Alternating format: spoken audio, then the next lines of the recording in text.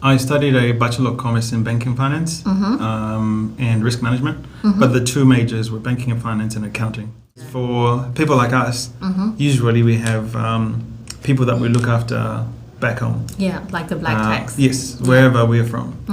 And I've actually had a recent experience with one of my clients, and they said, "No, Wedzi, don't call it black tax. That's such a negative thing. It's black love." Oh, that is profound. The first few years were very, very, very hard because, like, when I started, it was just before COVID happened. Yeah. So all of a sudden, you couldn't really.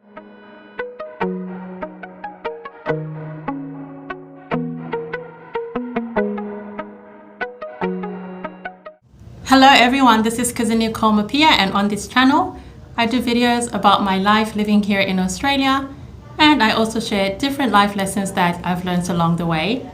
In today's video I've got a very special guest who is going to be sharing with us his journey to Australia as an immigrant and what he has been able to achieve, and also some helpful information for all the viewers watching. I hope you enjoyed this episode. Hi everyone, we've now been joined by Wedzi, and I'm just going to get him to introduce himself so that he can tell us a little bit about where he's from and what he does.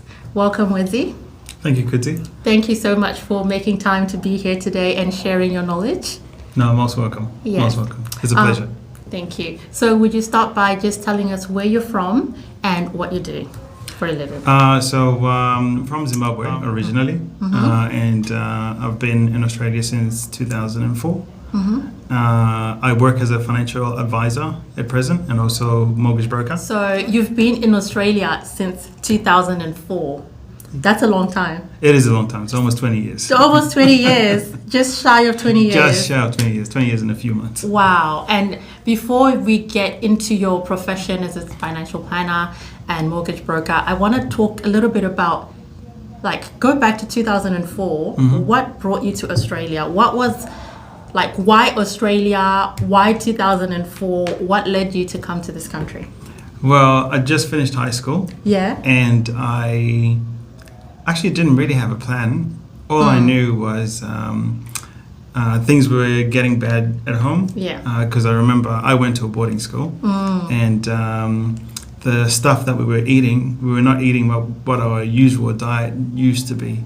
You know, even bread was hard to find. So sometimes we wouldn't have bread in the morning. Yeah. We'd have other things in place of. Yeah. That we shouldn't have been eating for breakfast. That should have been for lunch or dinner. I remember all about that life. I was also a boarder, so yeah, it was hectic times. So when I finished, I actually wanted to go to England originally because that's where my dad was living in Manchester. Yeah. But the UK embassy declined my visa, and they cited inflation. The lack of job opportunities, and that the program that I wanted to do at the time was also available in Zimbabwe. So why would I want to travel to the UK all that way just to study that program that I can also still study at home? Wow. And at the time, because I was a science student, and I wasn't really, I guess, into watching the news or anything like that. So all the inflation stuff kind of didn't make sense to me. It was just upsetting. I was just angry. Yeah, I get it. And fortunately for me, I had a friend who was already in Australia, and he's the one who guided me which agency to go, which was Koala Education Services at the time. Yeah, that's the one I used as well. Yeah. And then from there, I think within like 2 months, I was here. Wow. 2 or 3 months, yeah. Smooth process. Very smooth process. I had the same experience. Wow, what a journey. And I think it's amazing how sometimes a setback can lead you into a whole other opportunity. So I'm sure when you got that rejection for the visa from the UK, you were a little bit down, but didn't know. Yeah. I was very upset. I was very angry. Yeah. And I remember speaking to my dad, but I think I don't know, there was probably just something in me that made me resilient because I didn't let it stop me. Because I remember when I was telling my dad what had happened and the outcome of the visa, I just told him, don't worry, that's not the only country in the world. There's so many other places that we can go. Yeah. And I just started listing out all these countries. But I was crying as I was doing Yes. Oh, wow. You were encouraging yourself I was encouraging in that myself. moment. Yeah. Oh, wow. That's amazing. I think that level of resilience, and it's good that you were crying and also encouraging yourself, because sometimes we think when we're down. We can't have the positive outlook, but you can also be down and have a positive outlook and That's true. allow yourself to feel those emotions and be in that moment as well. Wow. So at that time, like with your friend who was here in Australia, you obviously were communicating with your friend. What did you know personally about Australia at that time? I didn't know much, to be honest. Yeah. I knew there were kangaroos. Yes. I knew it was the land down under. Yes. And I knew that the climate was the same as Zimbabwe because there was a time when I was in primary school and we had some international visitors that came from Australia and they taught us all about it. Yeah. And I still remembered Yeah. that it would generally be about the same. Yeah. Wow, amazing. It's funny because when I came to Australia, it was kind of the same thing, was kangaroos. Well, that's about it. That's about all I knew. So, right, you had arrived in Australia in 2004. How was your experience? Did you come to Brisbane or you went to another state? I came straight to Brisbane. Yeah. My friend was actually in Melbourne. Wow. I guess the disappointing thing about the agency was at the time, I don't know whether maybe they might have been getting more money from where they sent me because I asked to specifically go to Melbourne. Yeah. And they told me that if I went there, I wouldn't be able to get job opportunities. It was going to be very difficult for me. Yeah. And that only to get here and find out that's where all the jobs are. Oh, wow. Wow. That's really unfortunate that they would do that. But so you came to Brisbane and your friend wasn't here. You were by yourself pretty much? Yeah, I was by myself pretty much. Yeah. How did you find the settling in? It was hard to begin with because I remember the first 7 days I stayed on campus, or 14 days at Griffith Uni Mungrabat campus. But it wasn't a planned thing, so we were paying like a daily rate, which was like a premium rate Wow, for I staying can in that imagine. accommodation. Yeah. And fortunately for me at the time, I had one of my uncles who actually was living in Browns Plains. Okay, yeah. So at some point, I told him that we were struggling to find a place to stay because I remember actually one of the places that we applied for, me and a friend of mine, they said the moment that we told them we were Zimbabweans, they were not wanted interested. nothing to Oh my goodness. do with us. Yeah. And after that experience and speaking to my uncle, he just said like, I think he spoke to my aunt and she agreed.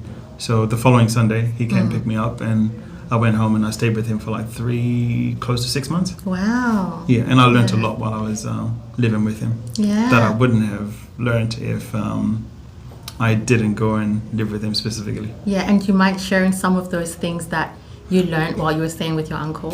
I guess the main ones were around like just being able to survive the environment because he was also like an elder at a church. So because he was an elder, he probably would hear a lot of stories about the other kids and how they were faring, what was happening with them, and the challenges and everything. So I remember him taking me to Coles, and at the time their home brand was blue and white. Yes. And he encouraged me that my trolley was meant to just look blue and white. And story of the student life. And he was a wise man. He was. And I think the Woolworths one at the time might have been red and white. So if I went to Woolworths, I was supposed to come out with the red and white trolley. Wow. And then the other thing was, I remember him taking me to a shopping mall. And he walked me through it. We walked through David Jones, Foot Locker, and all these places. And after we'd done that, he starts telling me that like all those shops that we were going through today were not the shops for me. Wow. That's not where I buy because I didn't have a job. Yeah. And I didn't have money. Yeah. I had some pocket money. It was a couple of grand that my dad had given me, but he told me that money would just go like very quickly. That. Oh, so following that, we get back in the car and then we drive around the corner to a Lifeline store. And he's like... and just for the viewers, like Lifeline is like a second-hand shop Yes. For, yeah. Pretty much. Wow. And he said, until I graduate and I'm working a proper job, that's where I buy all my clothes. Wow. So between that and the Wow. salvos, those were my shops for the most part. Yes. Unless if maybe I go to like a Lowe's or Yeah. one of those were the exceptions. That is amazing. And then because I guess you could see the look on my face because I was still very young at the time. You're disillusioned. What do you mean? I wasn't very excited about it. Then he goes, it's like, don't worry, even the girls at church, they won't even know. They'll just think you already had all these clothes. You can get some really good items at Salvation Army and at Lifeline stores. Some really unique pieces. Yeah, so he gave me like Yeah. kind of like a real pep talk because he was like, sometimes you can find something that's brand new because someone would have just worn it once and they didn't like it and then they took it there and whatnot. So that was a couple of the things, and there was one other one. He got me a bike from a friend of his. Wow. It wasn't a new bike. Wow. It was rusty. What did he want you to do with that? The guy wanted to throw away the bike, actually. For good reason. For good reason. Yeah. Because where we lived and where the bus station was to go to uni was, it was a bit of a distance. So initially they were dropping me off at the bus station and picking me up at night. But then I think it was becoming a little too much. Yeah. So to get me some transportation, Yeah. he went and he got this bike that his friend was literally throwing away. Yeah, if my uncle's watching this, I'm not saying any of this to him. You look back. Wow. And then he bought me some DW40 because he was like for the spray. it would get rid of the For the rust. squeak. Oh, wow. Wow, that's innovation. I love that. I actually love that. Yeah. So that was your first like official mode of transport that you owned. Yeah, pretty much. Yeah, pretty the much. rusty bike that you kind of did The up. rusty bike.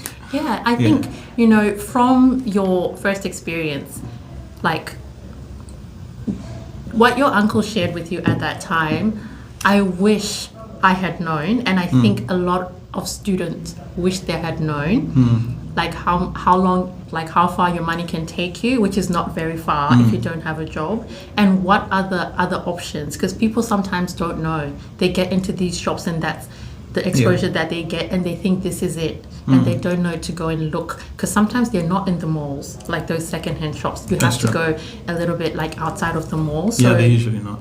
Yeah, so that's very handy. So so now you've lived with your uncle for a little bit and probably got your own place. I want to go into your area of study.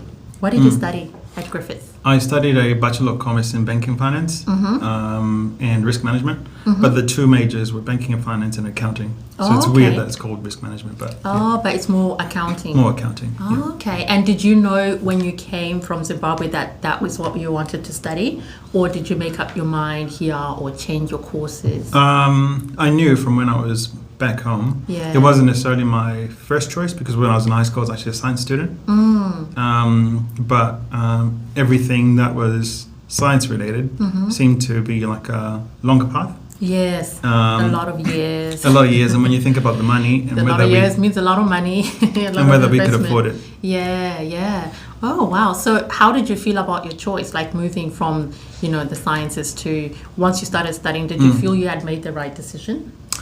To be honest, probably not. Yeah. I was doing well enough. Yeah. In it. Like I did quite well, but I think it was just one of those you are just wanting to survive and just get through to the other side.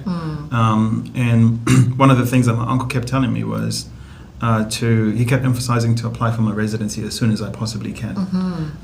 So the whole time that I was in uni, every time I would speak to him, every now and again, he would always bring that up, and he would always mention, don't sit on it once you get the chance, because most people sit on it, and the rules will change. They'll have all the people they need and all the professionals they need. Very fast. Yeah, wow. And in those days, it was just a case of you take a qualification to the CA office if you've studied accounting. They stamp it, you take it to the immigration office, you lodge your application, and then 10 months later, you got your you get a residency. residency. Wow, that was such a simple process. And I know things would have changed significantly from that period. But I think I'll just draw a lesson from what you've said, which I think is valuable for everyone to know, which is the rules in Australia change really, really fast. So if you've got plans, it's good to implement them as fast as you can, especially if there are plans to do with immigration or residency, because things do change pretty fast. So once you got your residency, like, tell us a little bit more about your professional journey. Like, what was your first experience in the field? How did you find getting a job? Was it easy? Was it hard? Getting a job wasn't too difficult. I think it took me maybe like a month or so to get my first job. Yeah. But I remember like because me and one of my friends weren't very like savvy with technology. So we printed out all these resumes and we went door knocking. Yes, in good all old door the knocking. offices in the city. Wow. Yeah, so we would get there and we would look at like the board on the on the elevator. Yes, like who's in the building. Who's in the building? What type of businesses are they? Yeah. And then we'll make a note on which ones we want to go up to. And then we go every reception. Wow. We live in our resumes. But the job that we ended up landing was, well, for me, it was, I worked at GE Money, so I was used to be a debt collector. Okay, yeah. That was the initial job that I got. And that was a very interesting I can imagine. experience. I can imagine. So I think you're pretty lucky that you didn't have to wait very long to get a job, because sometimes I know in Australia people can wait years after graduating to get a professional job. So yeah, that's very good. So tell us about how you went from being formally employed to having your own business. What was that journey like? That was an interesting one. Because I guess essentially how it happened was I was just frustrated in the job that I was in and in how the place operated. And sometimes it's hard to find a cultural fit for yourself. Some places, they don't really trust you, so they don't give you the opportunity as well. Yes, that's true. And that can be disheartening because you've got your colleagues and you're kind of competing in a healthy way. But if you consistently have to run 10 times harder than the person next to you, because the level of opportunity that they're getting versus what you're getting is like, there's like a stark difference. You literally maybe have to cold call everyone, and someone else literally just gets handed warm clients that are just ready to go. You have to do the hard yards all the time, and it's exhausting. It's exhausting. It's exhausting. And then there was some other fundamental things that I just wasn't happy with. So in the end, I just decided I could. So I had a chat with my wife, and she agreed, and that's how I ended up doing that. Wow. So you make it sound so easy. Like, you're just like, okay, I'm not happy here. Let me do something else. That would have been quite a difficult decision to make and quite a, big jump from being formally employed, having that comfort of, the paycheck is coming in. What gave you the courage and the confidence to move out on your own? Because I'm like formally employed and I know how scary that is. And I know almost everyone I work with wishes that they could just work for themselves, but it's all about, that confidence and that courage, and it's quite scary. What was going on in your mind that helped you to make that step? I guess the issues that were frustrating me in the place that I was in, to me, I felt I would actually be safer if I had my own space, without going into detail. So it was more of a critical moment. It's like, no, I have to. I have no choice but to do this. Because I was either going to do that, or I was actually just going to leave the industry, or specifically that financial planning role. I was just going to let it go. Just let it go and find some other job. And carry on. And a lot of people are in that position. I know even now, like, they're just at that position where they know something's got to give. So I hope they will get some encouragement from watching this. And tell us about how the first few years were like. Like, how long have you been, like, in your own private practice? I've been in it for about 5 years now. 5 years. Yeah, I think almost 5 years. And the first few years were very, very, very hard because when I started, it was just before COVID happened. Yeah. So all of a sudden, you couldn't really network. At least you couldn't network face to face. Because I remember actually joining a networking group, and we had to do all our meetings online. But as I was joining, I think a week later, the president of the group resigned. Oh wow! And then as the weeks went on, you could just hear rumblings of the other guys just complaining about meeting online and how it's not working. Yeah, it was such a new culture, something very new to get used to. Yeah.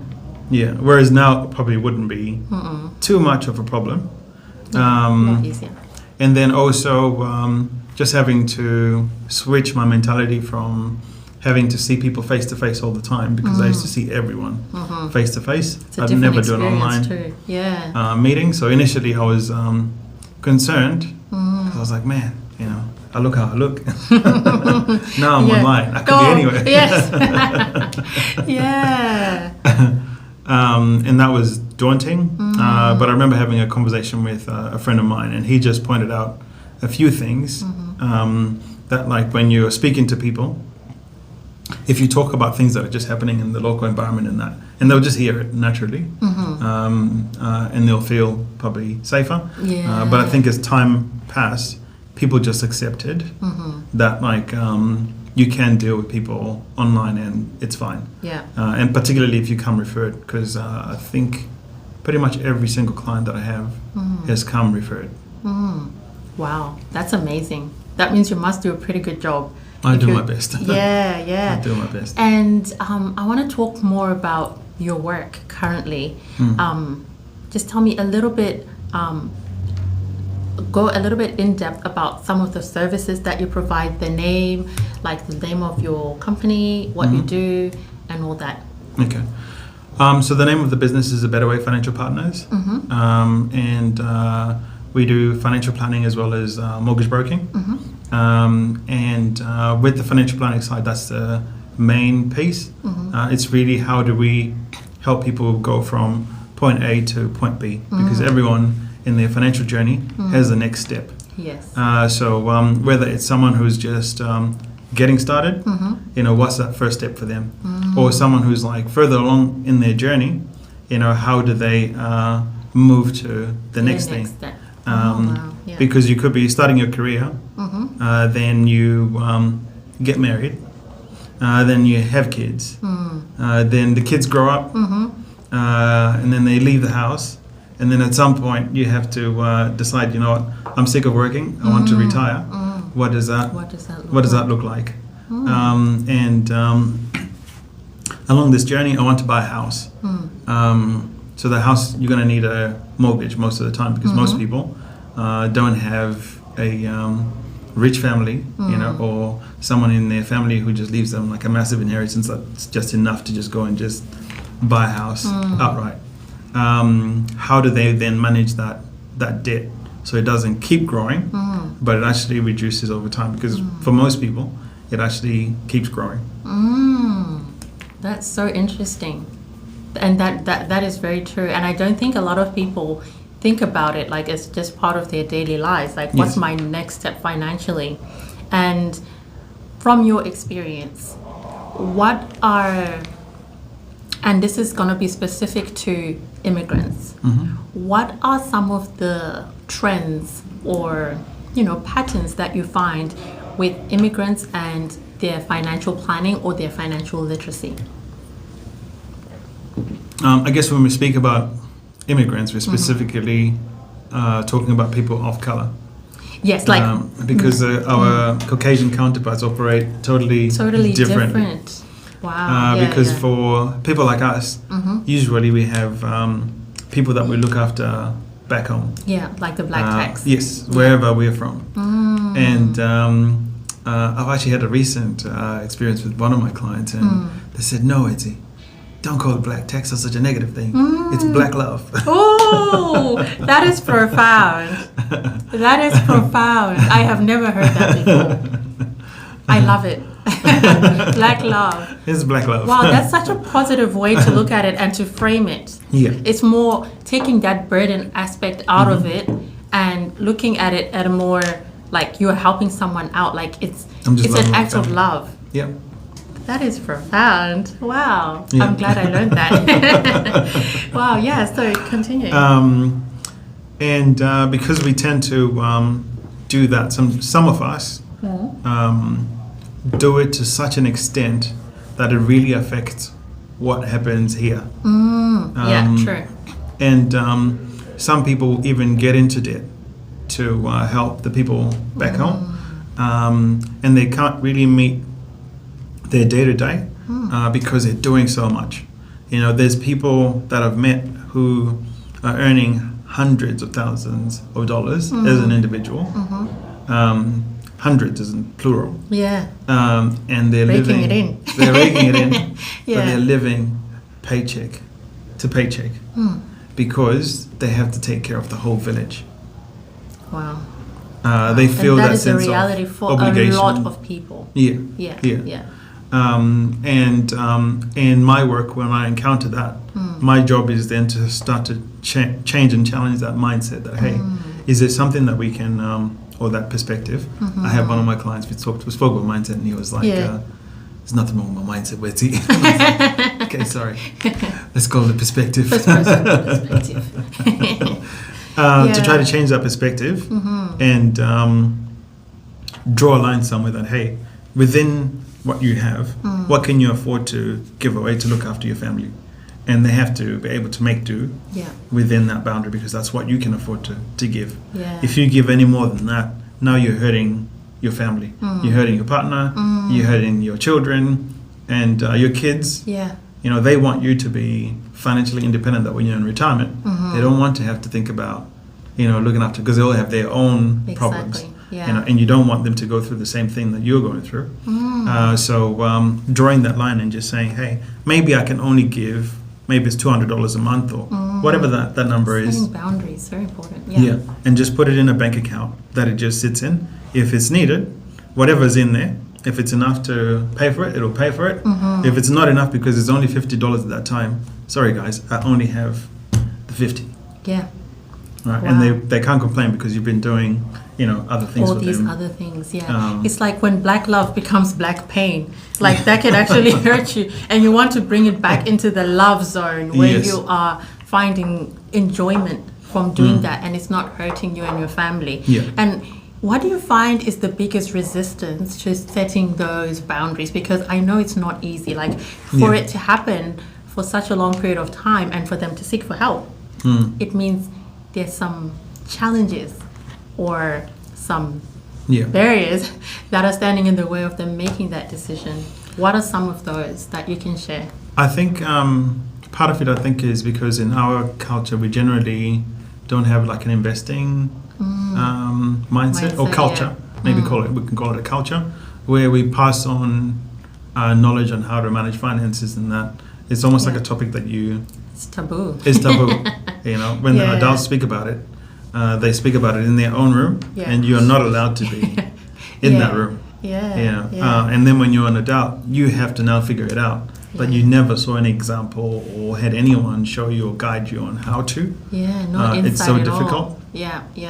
And then the other side of it is we are generally raised that like when we grow older, we're supposed to look after our elders.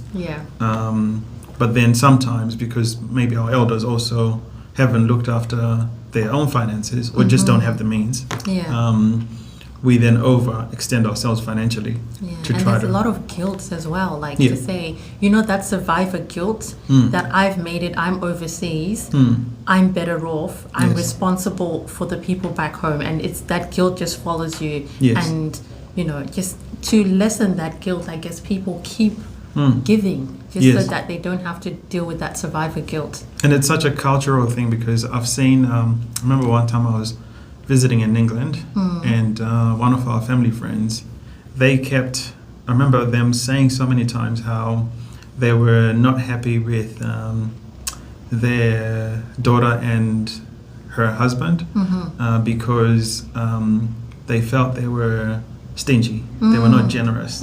You know, they were not giving to them. Because there are boundaries, probably. Yeah, because she felt like, you know, her daughter should have been buying her dresses and this and that, you know, but this person actually had a really nice job and they would have been earning really good money. They lived in England. They were a citizen. So in my mind, my question was always, why do they need to give you that much when you're already living here and you're all well set up? I know we do it for the people that are at home, but it's because sometimes they actually don't have, you know, but there's this demand because, well, I'm now older. You're my child. It's your responsibility. It's your responsibility. It's your turn. And it's that, I think that, you know, guilt as well of we invested in you. Yes. And now you've come this far. Now you need to invest back into us. So I think if we deal with those cultural problems, and you know, it will free us financially, because sometimes it's hard to get through the financial hurdles because there's so many cultural things underpinning that. So yeah, it's so important to understand, and I'm so glad that, you know, the African immigrants, the people of color in Australia will have someone like yourself who understands the cultural background, because I think that context is very important. Sometimes you can go to a different financial planner who doesn't understand the cultural aspects and they won't be able to help you or to help you navigate those situations because they can't relate to it. So, you know, it's really important that we have people who understand our journey, our experience. I think most importantly in areas like finance and medicine, because, you know, a lot of people, there are so many cultural things when it comes to finance and medicine. Yes, I know medicine is big. I was just speaking to someone yesterday, sorry. About medicine. I won't go there yet. But you can understand that there are a lot of cultural things. So it's really, really important. I'm so glad that you provide these services to the community. And I'm guessing you will have quite a significant amount of like African immigrant clients, would you? Yes, there's a sizable portion of my client base that's that. Yeah. And do you I think about 30% of my client base is about 30%. That's a large size. Yeah. And do you find that you have to your cultural understanding helps with the financial side of things? Yes, it does. Yeah. It does because also like let's say. To your point about you need someone who understands the background, the culture, and all of that. I even find it, let's say, with like people that are Christian. I've had a few people who've come to get advice from me that would specifically say our previous financial advisor or the previous person that we went to see, they weren't Christian, and when we were trying to explain to them about the giving that we do, it was a problem. You know, some of them even maybe to the extent of they felt like they got mocked or something like that. When they come to me, I might not necessarily be encouraging them to give to the same extent that they currently are, but it's just, you know, how you frame it and how you exactly. That's so important, I think. And another area that I had forgotten is mental health. Yes. Like, you know, medicine is kind of linked to mental health, but mental health, medicine, and financial services, it's very important to seek out, I think, people who understand your cultural experience. I think you get a much better, you know, service that way, and your needs are understood, which is very important. Because it's so interlinked, it's ridiculous. I know, right? Everything affects everything. Yeah, and I think sometimes... I mean, as myself, as an African immigrant, sometimes you feel like some services are not meant for you, some things, because you're just not feeling heard and understood, and it just shuts you down that you stop seeking for help. So I think financial literacy is one of the most important things, like you mentioned in the beginning, like knowing what your money can buy you, and those lessons from your uncle. Probably just don't go from when you're a student. What advice as a financial planner would you give like the people watching? Like, you know, imagine you're now in the position of your uncle and now you're talking to adults, not students. What kind of advice would you give them about their money? Just give within your means and just live within your means as well, like your lifestyle. You know, you don't have to go on all the same holidays that your friends are going, maybe to the same extent that they're going on them. You know, you don't have to buy a car that's comparable to their car. You know, that whole keeping up with the Joneses. You know, just be comfortable with where you are and what you have, and be a good steward of your finances, so that later on down the track when you can't work anymore, those finances look after you. I had someone say this to me, and it wasn't even what they said, it was how they said it. So I'm not going to even do it justice. And they said to me, Wedzi, you know, when you're young, you can get a car loan. And all of a sudden you got the same car as your friends. You can get a credit card, and all of a sudden you're going on the same P&O cruise or whatever as your friends. You're wearing, you know, the same stuff as them. But when you're older, if you haven't looked after your finances, it just shows. Because you can't now go work that third shift. You can't now go and borrow that extra money because the bank's not going to give it to you because you don't have the working legs in you anymore. And I found that very profound. It really touched me in a very deep way. That is at the time. Deep. That is, and so true. I think, like it's kind of like you reap what you sow. Like your financial decisions will show when you're like later on in life. Like your financial literacy or lack of, your financial decisions will always show. And I think that's such an important point to make.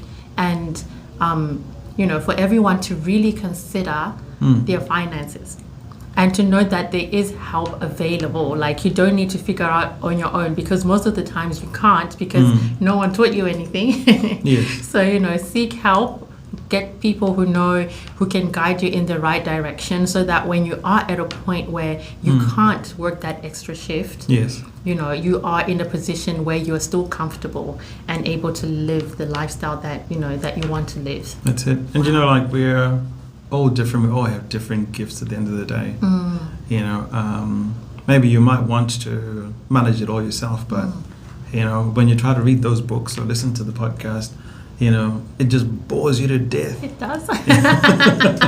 It does. It's so technical sometimes. You need someone to break it down. Just like you've got a friend maybe who's a cheapie, who's good with like making cupboards and, you know, that sort of thing. And if you try to figure it out yourself, get the wood to make, you know, a deck in your backyard. I wouldn't dare. Not with my technical skills. Exactly. It'll just be too hard for you. So sometimes you just need to call someone else. You know, just accept the fact that you can't be all things. Absolutely. Wow, that's very, very informative. And thank you, Wedzi, for all these gems that you've shared with us. And just to close, as we close, what would you like to share with everyone watching in terms of financial literacy, anything from your vast experience in this area? What would you like to say just in closing? I guess I'd just encourage everyone, like, on your own financial journey, if whatever it is that your thing is, whether you read books, if you like to read financial books, read as many of them as you can and just take it all in. If you are getting advice from an advisor, maybe also at some point try to get your kids to be part of some of the meetings. You know, maybe the meetings that are not necessarily going to talk about things that you might not necessarily want to talk about, but you might have some little lessons that you want them to be a part of, and for them to just have an understanding that like this is something that's actually important to do, because then they also get an example. Because if you are not always, you don't even invite them at all to any of those meetings, then it's the same. We're repeating the same cycle. Same thing. I love that. Bring your kids along on the journey and don't repeat the same mistakes. Don't continue with the same patterns. That is so good. And thank you so much for sharing. And I'm going to have Wedzi's details in the description box. So if you want to reach out to him or find out about his services, I'll also have his website linked below. And yes, thank you all for watching, and I'll see you in the next video.